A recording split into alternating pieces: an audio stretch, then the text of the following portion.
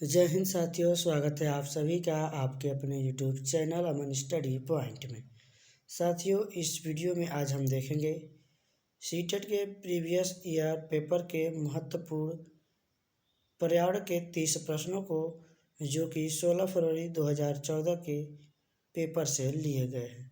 तो सभी प्रश्न काफ़ी महत्वपूर्ण हैं, तो इसलिए वीडियो में आप सभी लोग पूरे अंत तक बने रहिएगा। और वीडियो शुरू करने से पहले ज़्यादा से ज़्यादा जितना हो सके आप वीडियो को अपने सभी ग्रुपों में और दोस्तों के पास शेयर कर दीजिएगा। तो चलिए शुरू करते हैं वीडियो को और देखते हैं आज के महत्वपूर्ण प्रश्नों को, जो कि पर्यावरण अध्ययन से लिए गए हैं। तो पहला प्रश्न है आपके स्क्रीन पर, निम्नलिखित में से एक सत्य कथन चुनिए। हाथी गंदे पानी में खेलना पसंद करती है क्योंकि इससे इनके शरीर को ठंडक मिलती है। ये गंदे नहीं है, जबकि ठंडे पानी होना चाहिए। तो यहाँ पे थोड़ा सा मिस्टेक है टाइपिंग में। अधिकांश हाथी दिन में लगभग 10 घंटे आराम करना और सोना पसंद करते हैं। 3 महीने के हाथी के बच्चे का वजन लगभग 200 किलोग्राम होता है। अधिकांश बड़े हाथी एक दिन में लगभग 100 किलोग्राम पत्ते या झाड़ियाँ खा लेते हैं। तो यहाँ पर हाथियों के बारे में प्रश्न जो है पूछा गया है। तो हाथी जो है ठंडे पानी में खेलना पसंद करती है, जिससे कि उसके शरीर को ठंडक मिलती है, यह सही है। यहाँ पर जो है ये वाला जो सेकेंड ऑप्शन यह गलत है। 3 महीने के हाथी के बच्चे का जो वजन होता है वह लगभग 200 किलोग्राम होता है, यह जो है सही है। और जो अगला दिया गया है, अधिकांश हाथी एक दिन में लगभग 100 किलोग्राम पत्ते या झाड़ियाँ खा लेते हैं, इसलिए जो है पहला, तीसरा और चौथा ऑप्शन यहाँ पर सही होगा। तो राइट आंसर जो हमारा जाएगा ऑप्शन सी के साथ जाएगा। यहाँ पर जो है यह दिया गया है। अगला प्रश्न देखेंगे, मधुबनी चित्रकला के बारे में सही कथन चुनिए। इन चित्रों को बनाने में नील, हल्दी, फूल, पेड़ों के रंग आदि का इस्तेमाल किया जाता है। इन चित्रों में इंसान, जानवर, पेड़, फूल, पंछी, मछलियाँ आदि दिखाए जाते हैं। यह लोक चित्रकला बहुत पुरानी है और इसका नाम मधुबनी नामक स्थान पर पड़ा। अगला ऑप्शन दिया गया है, मधुबनी राजस्थान का अति प्रसिद्ध जिला है।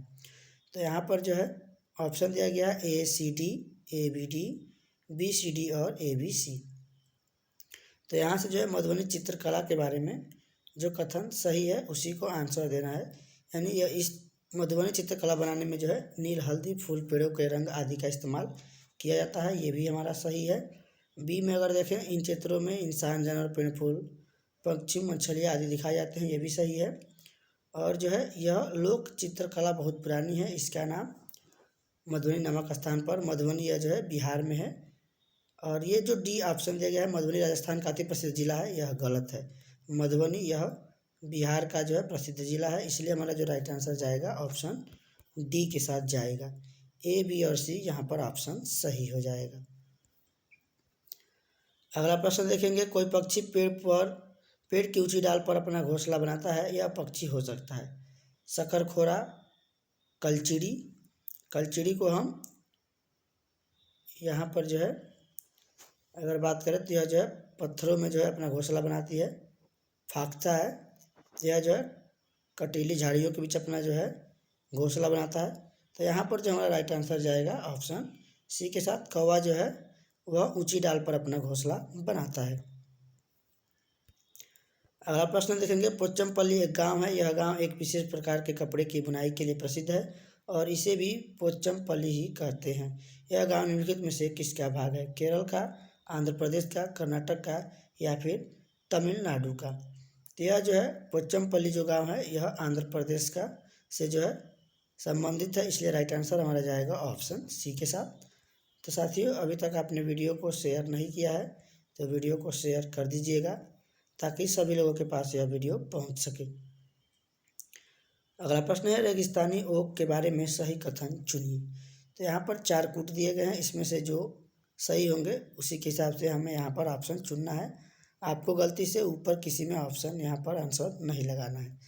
यह पेड़ ऑस्ट्रेलिया में पाया जाता है। यह एक विशेष प्रकार का पेड़ है जिसकी जड़ें टहनियाँ से लटकती हैं। इस पेड़ की जड़ें जमीन में उसी गहराई तक जाती है जब तक पानी तक न पहुंच जाए।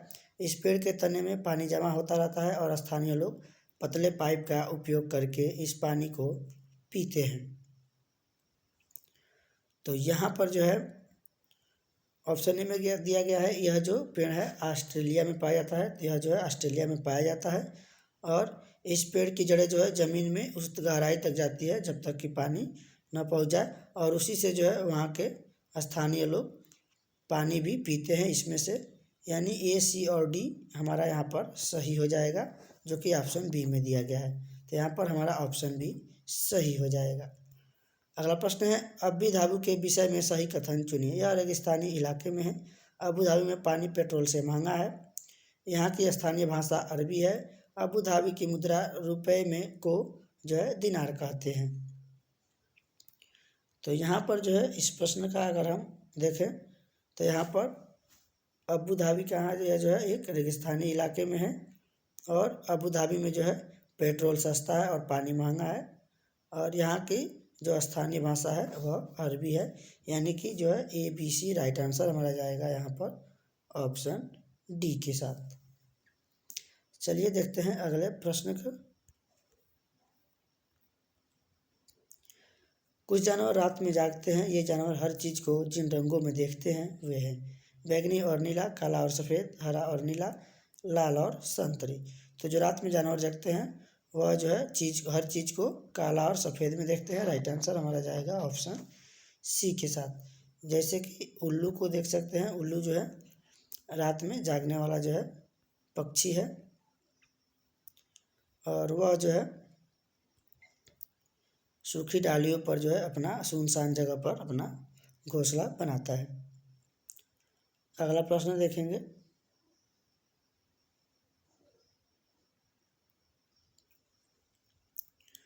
नीचे चित्र में चित्र 1 से 24 घंटे की गाड़ी दिखाई गई है तथा चित्र 1 और चित्र 3 में दोनों जानवरों एक्स वाई के सोने के समय छायांकित भाग से दिखाए गए हैं। एक्स तथा वाई के सोने के समय के बारे में सही कथन चुनिए। तो यहाँ पर दिया गया है 24 घंटे। यहाँ पर जानवर एक्स और वाई दिए गए हैं और इसको जो है यहाँ पर चित्र के माध्यम से दर्शाया गया है। इसके हिसाब से हमें यहाँ पर आंसर देना है। तो यहाँ पर दिया गया है कि एक्स 20 घंटे सोता है जबकि वाई 18 घंटे सोता है। एक्स 18 घंटे सोता है जबकि वाई 4 घंटे सोता है। एक्स 4 घंटे सोता है जबकि वाई 18 घंटे सोता है। एक्स 4 घंटे सोता है जबकि वाई 20 घंटे सोता है। तो यहाँ पर जो है एक्स 4 घंटे सोता है। यहाँ पर जो एक्स दिया गया है यहाँ पर देखेंगे एक्स 4 घंटे सोता है जबकि वाई 18 घंटे सोता है। तो यहाँ से देख सकते हैं जो भाग है इसका छायांकित किया गया है 24 घंटे में। यहाँ पर जो है एक जो इसका भाग है यह 2 घंटे जो 2 घंटा जो है दर्शाता है। तो जो यहाँ पे 3 भाग है छायांकित नहीं हुआ, यानी 6 घंटा नहीं सोता है, 18 घंटा सोता है जो वाई वाला जानवर है। और एक्स वाला जो जानवर है यह 2 घंटे, ये 2 भाग छायांकित है, यानी 2 गुना 4 घंटे ही सोता है। तो यहाँ पर हमारा इसलिए राइट आंसर जाएगा ऑप्शन सी के साथ। चलिए देखते हैं अगले प्रश्न को। मृत सागर क्या है? ऐसा सागर जिसका पानी जहरीला होता है। ऐसा सागर जो सभी महासागरों व सागरों से ज़्यादा नमकीन है। ऐसा सागर जिसमें ज्वार भाटे बहुत तीव्र गति से आते हैं। या फिर ऐसा सागर जिसमें जहाज चलाना खतरनाक होता है। तो मृत सागर जो है यह जो है ऐसा सागर है जिसमें ज्वार भाटे बहुत तीव्र गति से आते हैं, यानी राइट आंसर हमारा जाएगा ऑप्शन सी के साथ। अगला प्रश्न देखेंगे। कक्षा 3 के विद्यार्थियों को भोजन का पाठ पढ़ाते समय अंजलि भोजन संबंधित आदतों में सांस्कृतिक क्षेत्रीय विविधता पर विशेष ध्यान देना चाहती है। नीचे दिए गए अधिगम अवसरों में किसके द्वारा विद्यार्थियों को वांछित जानकारी दी जा सकती है? तो यहाँ पर ऑप्शन है विभिन्न क्षेत्रों संस्कृतियों के भोजन को दर्शाने वाले चार्ट का उपयोग और उसकी व्याख्या करना। विभिन्न क्षेत्रों संस्कृतियों के विद्यार्थियों से उनके घरों के में खाए जाने वाले भोजन मंगाकर प्रदर्शित करना और सहपाठियों से सूचनाओं का आदान प्रदान करना, पाठ्यपुस्तक में विभिन्न प्रकार के भोजनों के विषय में दी गई जानकारी की ओर विस्तृत व्याख्या करना, किसी बाहरी भोजन बनाने वाली व्यावसायिक एजेंसी को आग्रह करके विभिन्न क्षेत्रों या संस्कृतियों के भोजन का प्रदर्शन कराना। तो यहाँ पर जो है हमारा सबसे सटीक आंसर जो जाएगा, यहाँ पर दिया गया है, देख सकते हैं। विभिन्न क्षेत्रों संस्कृतियों के विद्यार्थियों से उनके घरों में खाए जाने वाले, जिसे कि वो डेली देखते हैं, रोजाना देखते हैं, उस भोजन को मंगाकर प्रदर्शित करना और सहपाठियों से सूचनाओं का एक दूसरे से आदान प्रदान करना, यानी सबसे सटीक राइट आंसर जाएगा हमारा बी के साथ। चलिए देखते हैं अगले प्रश्न को। कक्षा 5 के विद्यार्थियों को पर्यावरणीय चिंताओं के बारे में पढ़ाते समय पृथ्वी प्रदूषण पर अधिक बल देना चाहती है। वांछित उद्देश्य को प्राप्त करने के लिए नीचे दिए गए क्रियाकलापों में से कौन सर्वाधिक प्रभावी हो सकता है? ऑप्शन है विद्यार्थियों से विभिन्न प्रकार के प्रदूषण का चार्ट बनवाकर विद्यार्थियों को शैक्षिक भ्रमण पर ले जाकर किसी प्रदूषित नदी को दिखाना, विद्यार्थियों से विभिन्न प्रकार के प्रदूषण से संबंधित समूह परियोजनाओं पर कार्य करने के लिए कहना, या फिर किसी विशेषज्ञ को नियंत्रित करके वायु, जल और ध्वनि प्रदूषण पर भाषण दिलवाना। तो यहाँ पर जो है हमारा सबसे सटीक राइट आंसर जो जाएगा ऑप्शन सी के साथ, यानी विद्यार्थियों से विभिन्न प्रकार के प्रदूषण से संबंधित समूह परियोजनाओं पर कार्य करने के लिए कहना। तो आज जो उससे स्वयं करेंगे तो स्वयं करके सीखेंगे, यानी राइट आंसर जाएगा हमारा ऑप्शन सी के साथ।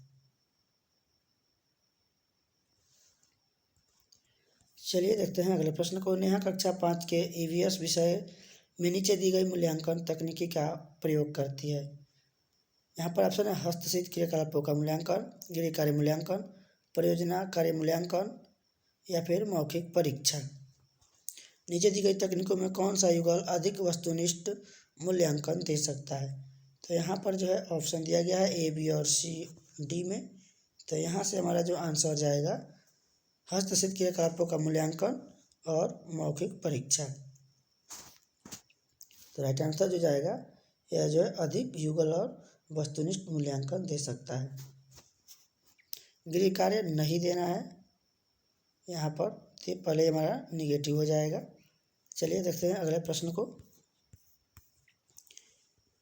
ईवीएस में किसी अच्छे गृह कार्य को मुख्यतः किस पर केंद्रित होना चाहिए? ऑप्शन है पुनरावृत्ति और प्रबलीकरण, मास्टरी लर्निंग, विस्तारित अधिगम के लिए चुनौतियों और उत्तेजना, समय का सदुपयोग। तो यहाँ पर कहा गया ईवीएस में किसी अच्छे गृह कार्य को मुख्यतः किस पर आधारित होना चाहिए? तो वह जो है विस्तारित अधिगम के लिए चुनौतियों और उत्तेजना पर आधारित होना चाहिए। राइट आंसर जाएगा सी के साथ। चलिए देखते हैं अगले प्रश्न को। शालिनी ने कक्षा 4 के विद्यार्थियों को विज्ञान केंद्र दिखाने के लिए शैक्षिक भ्रमण पर की योजना बनाई है। नीचे दिया गया कौन सा सामान्य निर्देश इस भ्रमण के लिए अप्रासंगिक है? तो यहाँ पर जो अप्रासंगिक यानी कौन सा जो है उचित नहीं है। ऑप्शन है प्रदर्शन के समय अपनी शंकाओं के विषय में प्रश्न पूछना, अपना दिन भर का पूरा बस्ता लेकर आना, बिना मुझे सूचित किए कहीं न जाना, अपने साथ पेन और नोटपैड ले जाना। तो इसमें जो है पेन और नोटपैड ले जाना अनिवार्य है, ताकि वह जो है किसी भी चीज़ को प्रत्यक्ष रूप से देखेंगे तो उसे नोट करेंगे। और प्रदर्शन के समय अपनी शंकाओं के विषय में प्रश्न पूछना, ये भी सही है, सकारात्मक है। अपना दिन भर का पूरा बस्ता लेकर आना, यह जो है सही नहीं है। और ये जो है सी, बिना उसे सूचित किए कहीं न जाए बच्चे, ये भी सही है। तो यहाँ पर पूछा गया अप्रासंगिक, यानी हमें नकारात्मक आंसर ढूंढना है, जो कि ऑप्शन बी में दिया गया है। इसलिए हमारा राइट आंसर चला जाएगा यहाँ पर ऑप्शन बी के साथ। चलिए देखते हैं अगले प्रश्न को। प्राथमिक स्तर की अच्छी ईवीएस पाठ्यचर्चा में होना चाहिए। पाठ के अंत में अधिक अभ्यास प्रश्न सम्मिलित करना, अपने आसपास को खोजने के अवसर प्रदान करना, संकल्पनाओं की विस्तृत व्याख्या पर अधिक एकाग्रता, पदों की यथार्थ परिभाषा पर अधिक बल देना। तो यहाँ पर बल नहीं देना है, न कि व्याख्या करना है, और न ही पाठ के अंत अधिक अभ्यास प्रश्न सम्मिलित करना है, जबकि उन्हें जो है अवसर प्रदान करना है। तो राइट आंसर हमारा जाएगा ऑप्शन बी के साथ। चलिए देखते हैं अगले प्रश्न को। प्राथमिक स्तर की ईवीएस पाठ्यपुस्तकों में कविताएं और कहानियां सम्मिलित करने का कारण विद्यार्थियों में साहित्यिक रुचि विकसित करना, विषय के अधिगम में आमोद प्रमोद प्रदान करना, मूल संकल्पनाओं के अधिगम में वृद्धि करना, या फिर विषय वस्तु को प्रस्तुत करने की नित्यचर्या और एक रसता में परिवर्तन करना। तो यहाँ पर जो है कविताओं को सम्मिलित करने का जो कारण है वह क्या है, विषय के अधिगम में आमोद प्रमोद जो है प्रदान करना। राइट आंसर चला जाएगा ऑप्शन बी के साथ। चलिए देखते हैं अगले प्रश्न को।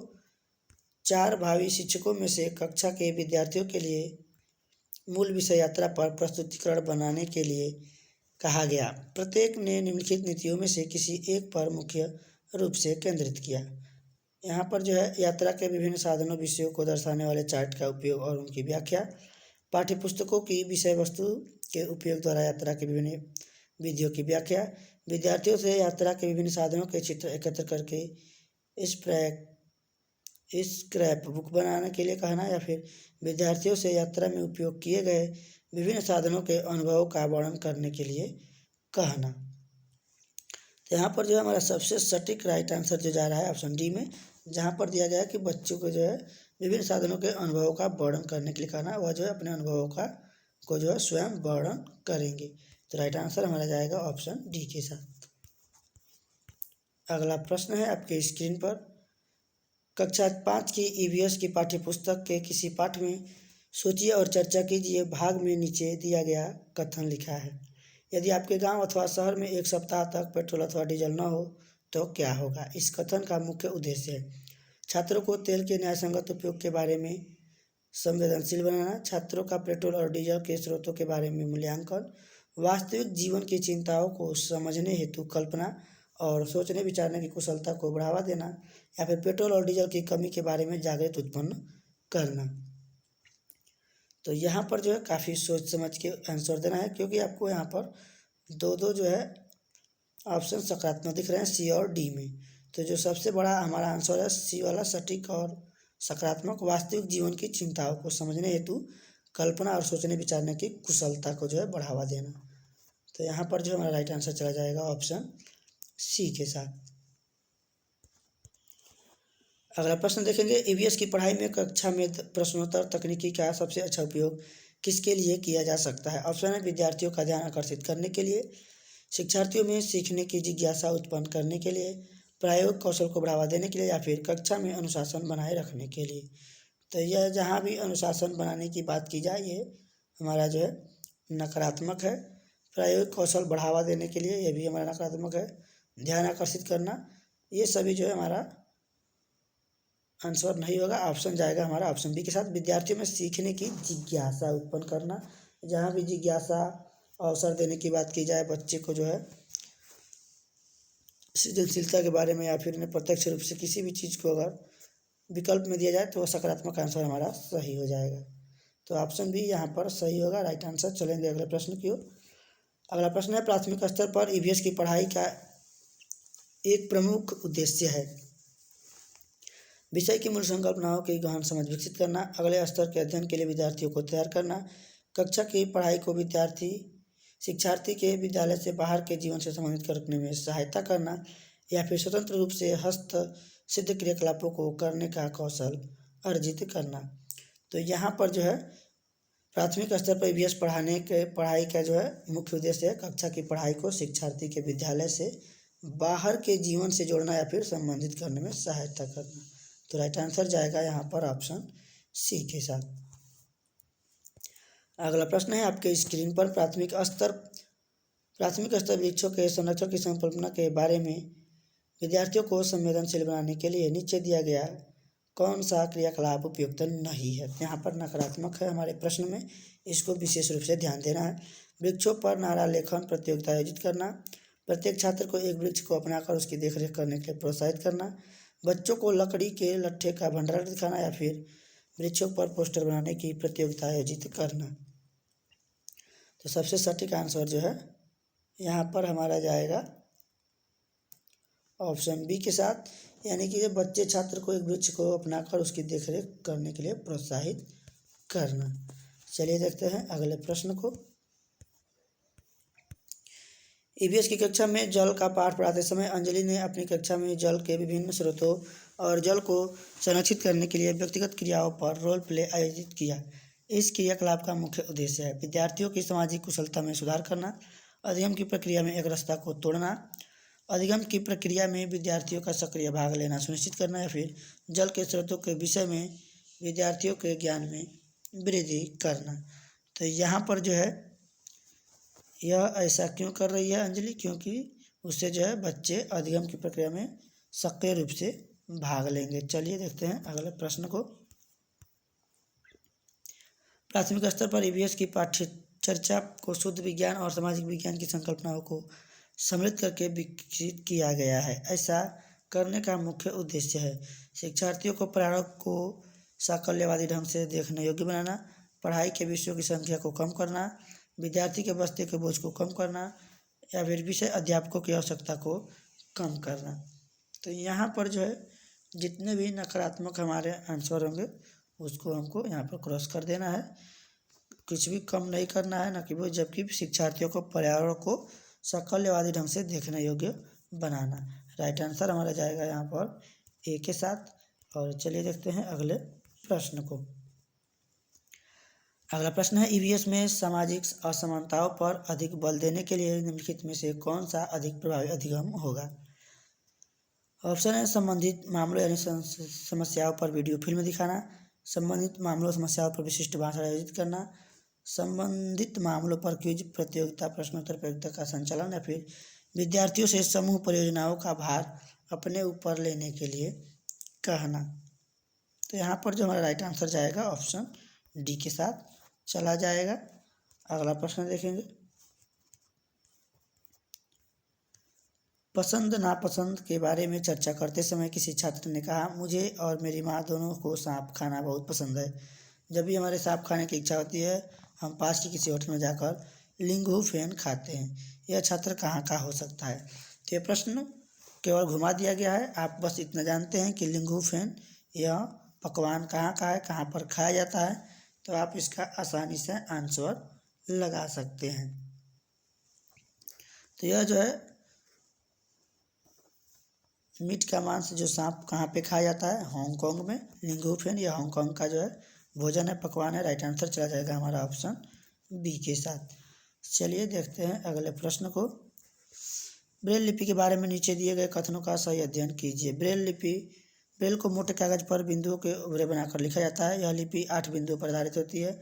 बिंदुओं की पंक्तियाँ किसी नुकीले औजार से बनाई जाती है। इसे उभरे हुए बिंदुओं पर हाथ फेर कर पढ़ा जाता है।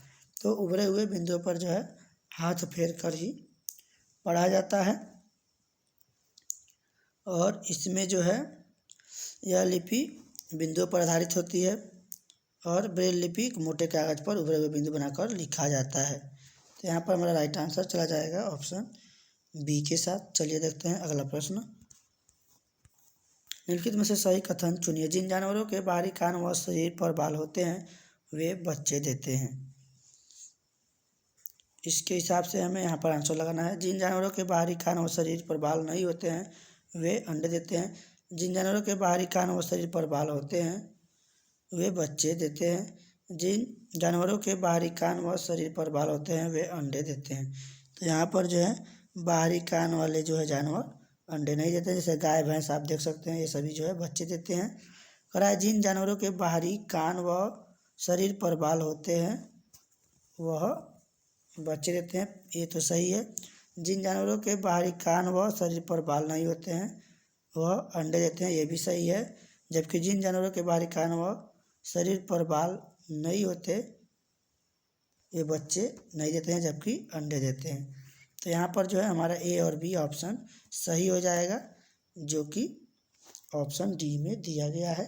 तो राइट आंसर हमारा चला जाएगा यहाँ पर ऑप्शन डी के साथ। बिल्कुल आसानी से आप अपने समक्ष उदाहरण लेकर गाय भैंस किसी भी चिड़िया का, जो चिड़िया अंडा देती है जिसके कान बाहर नहीं होते हैं, आप आसानी से इसका आंसर लगा सकते हैं।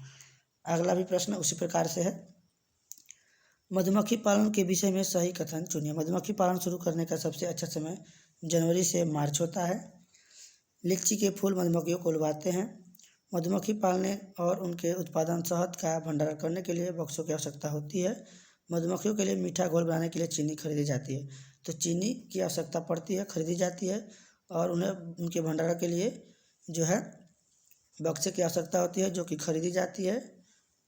और लीची के फूल जो है मधुमक्खियों के लिए लुभावने होते हैं। यहाँ पर जो है ऑप्शन सी अगर हम देखें तो यहाँ पर 2, 3 और 4 यहाँ पर दिया गया। तीनों विकल्प हमारा सही है। मधुमक्खी पालन के लिए शुरू करने के लिए जो है यह जनवरी से मार्च तक यह सही नहीं है, जबकि यह होता है सितंबर से अक्टूबर। चलिए देखते हैं अगले प्रश्न को। तो यहाँ पर हमारा सी ऑप्शन सही हो जाएगा। अगला प्रश्न है आपकी स्क्रीन पर। किसी छात्रा ने अपनी अहमदाबाद से नागरकोइल की यात्रा के बारे में अपनी डायरी में नीचे दी गई जानकारी नोट की। तो यहाँ पर जो है दिया गया है स्टेशन का नाम अहमदाबाद नागरकोइल। पहुँचने का समय है 11:30 बजे और 4:45। छोड़ने का समय है 11:50 और यहाँ पर राइट 12 बजे। गांधीधाम से दूरी किलोमीटर में यहाँ पर दिया गया 301 किलोमीटर और 2649 किलोमीटर। तो यहाँ पर जो है उपरोक्त जानकारी के आधार पर नीचे दिए गए निष्कर्ष निकाले गए। अहमदाबाद से नागरकोइल की दूरी 2348 किलोमीटर है। इस दूरी पर रेलगाड़ी 40 घंटे 55 मिनट में तय करती है। इस दूरी को रेलगाड़ी 28 घंटे 55 मिनट में तय करती है। या फिर रेलगाड़ी की औसत चाल लगभग 80 किलोमीटर प्रति घंटा है। तो यहाँ पर जो है इसमें हमारा राइट आंसर जाएगा ऑप्शन सी के साथ। इस दूरी को रेलगाड़ी 28 घंटे 55 मिनट में तय करती है। यहाँ पर सूत्र आप लगाएंगे चाल बराबर दूरी बटे समय।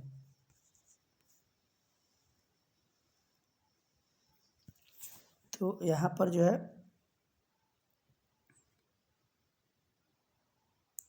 यहाँ पर दूरी दिया गया है दोनों का, और यह इसकी जो है बीच की दूरी दिया गया है, समय भी दिया गया है, पहुँचने का समय और स्टेशन छोड़ने का समय। यहाँ पर आप इसमें रख के इसको जब सॉल्व करेंगे तो आपका आंसर यहाँ से आ जाएगा।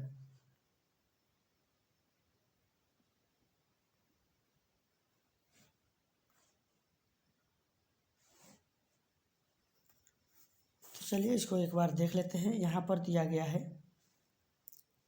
देख सकते हैं ये जो है 301 किलोमीटर गांधीधाम से अहमदाबाद की दूरी है और ये नागरकोइल की दूरी है। तो यहाँ पर इसमें से अगर हम अहमदाबाद की दूरी इस पे से माइनस कर देंगे तो ये जो है हमारा आ जाएगा 2348 किलोमीटर। यह जो है अहमदाबाद से नागरकोइल की दूरी। तो यहाँ पर ए ऑप्शन भी हमारा सही हो रहा है। और बात करें यहाँ पर सी की, तो इसमें जो रेलगाड़ी 28 घंटे में तय करती है 55 मिनट में, यह भी सही है। और डी रेलगाड़ी की जो औसत चाल है वो 80 किलोमीटर प्रति घंटा है, यानी ऑप्शन ए में हमारा सही चला जाएगा। तीनों विकल्प यहाँ पर सही हो जाएगा। तो यहाँ पर हमारा आंसर हो जाएगा ए के साथ। चलिए देखते हैं अब इस वीडियो का आखिरी प्रश्न। नीचे दी गई कौन सी जानकारी एक आरक्षित रेल टिकट से प्राप्त की जा सकती है? टिकट बुक कराने की तारीख और समय, यात्रा शुरू करने का तारीख और समय, डिब्बे का नंबर, बर्थ का नंबर और किराया, यात्रा करने वालों का नाम, आयु और लिंग, ट्रेन का नंबर और नाम व स्टेशन जहां से ट्रेन पकड़नी है और अंतिम स्टेशन का नाम। और अगला दिया है अंतिम स्टेशन पर पहुंचने की तारीख और समय। तो इसमें से जो है हमें बताना है कौन सा ऑप्शन सही होगा। ए बी सी डी यहाँ पर दिया गया है। यहाँ पर जो है हम टिकट बुक करने की तारीख और समय, यात्रा शुरू करने की तारीख और समय हम यहाँ पर जानकारी प्राप्त कर सकते हैं। ए हमारा सही होगा। और इसमें जो है हम डिब्बे का नंबर, बर्थ, किराया ये भी जान सकते हैं, यात्रा करने वालों का नाम और आयु लिंग ये भी जान सकते हैं, मेल फीमेल। उसमें हम लोग अगर आप टिकट बुक करते होंगे तो आपने भरा होगा मेल या फीमेल, लिंग पूछा जाता है। ट्रेन का नंबर और नाम व स्टेशन जहाँ से ट्रेन पकड़नी है और अंतिम स्टेशन का नाम जहाँ पे आपको पहुँचना है, ये सभी आप जानकारी कर सकते हैं। जबकि अंतिम स्टेशन पर पहुँचने की तारीख और समय यह जो है आप नहीं प्राप्त कर सकते, क्योंकि ट्रेन बीच में विलम्ब भी हो सकती है, लेट भी हो सकता है। तो यहाँ पर ए बी सी और डी जो ऑप्शन बी में दिया गया है सही है, यानी राइट आंसर यहाँ पर हमारा जाएगा ऑप्शन बी के साथ। तो साथियों वीडियो कैसा लगा कमेंट बॉक्स में ज़रूर बताएं, और वीडियो पसंद आया हो तो वीडियो को लाइक और शेयर करें, तथा चैनल पर पहली बार हैं तो चैनल को सब्सक्राइब करें। धन्यवाद। जय हिंद।